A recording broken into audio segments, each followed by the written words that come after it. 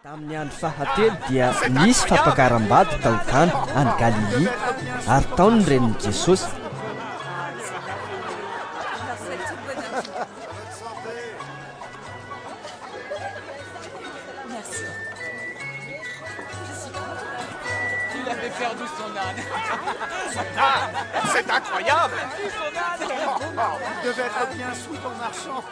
Ary Jesosy sy ny mpianany koa dia nasaina ho amin'izany fampakaram-bady izany.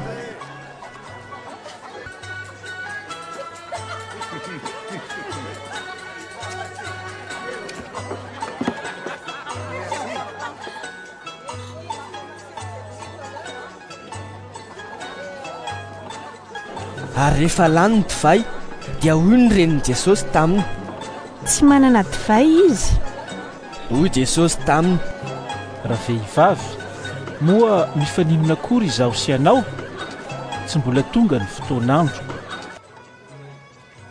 Fa hoy ny reniny tamin'ny mpanompo: atao izay asaina ataonareo.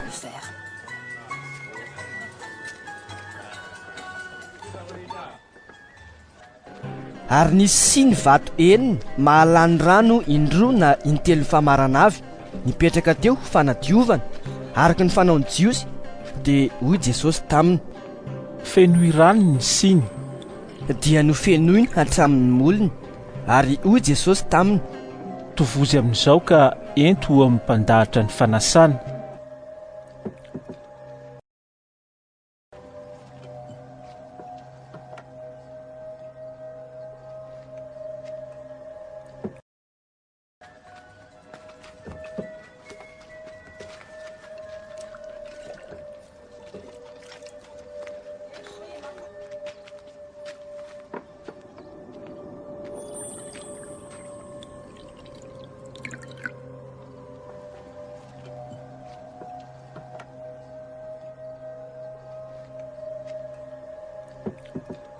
Dia noentiny izany noho ny nanandrana ny rano tonga divay ny mpandahatra ny fanasana, nefa tsy nahalala izay niaviany, fa ny mpanompo izay nanovy ny rano ihany no nahalala izany. Dia niantso ny mpampakatra izy ka niteny taminy hoe: araka ny fanaon'ny olona dia ny divay tsara aloha no arosony, fa rehefa mitady ho mamy ny olona dia izay vao ny ratsiratsy kokoa. Fa ianao kosa dia nitahiry ny divay tsara ambaraka ankehitriny.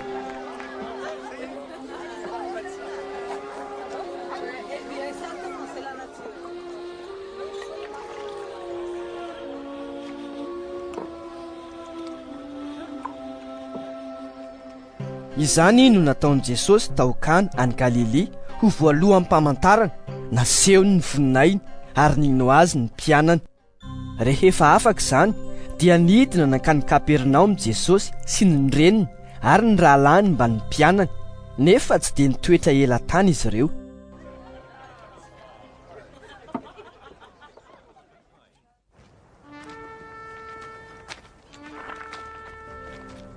No ny akaiky ny Paska any Jiosy dia niakatra tany Jerosalema Jesosy.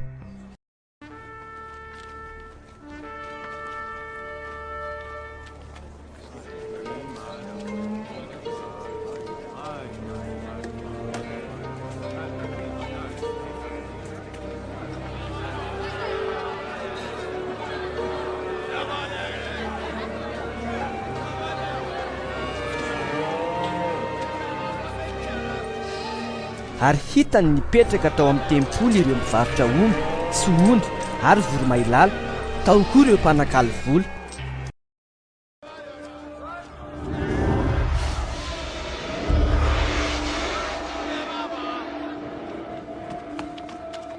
Viens vite, il se passe quelque chose.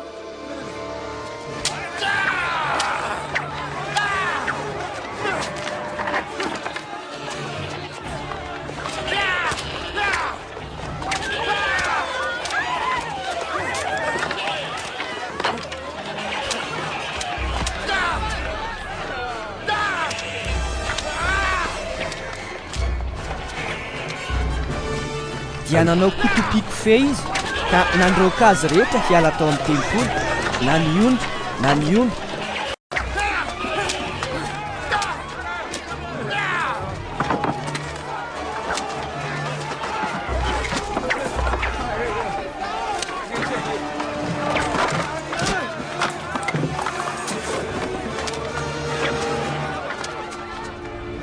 ary naparitany ny volan'ny mpanakaly vola sady nazerany ny latabatra.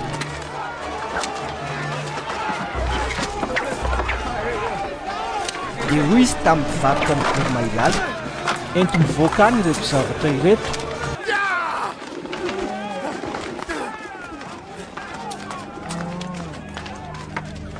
aza taonareo trano fivarotana ny tranony raiko.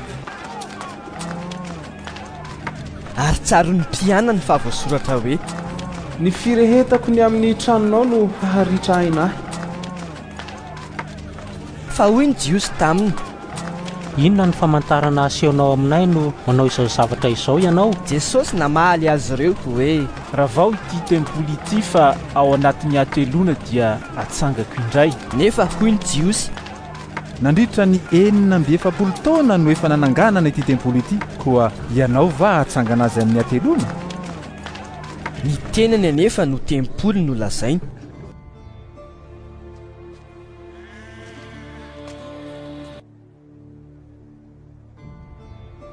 koa rehefa nitsangana tamin'ny maty izy dia tsaro ny mpianany fa efa nilaza izany izy, ary niny ny soratra masina sy ny teny izay nolazain'i jesosy izy ireo.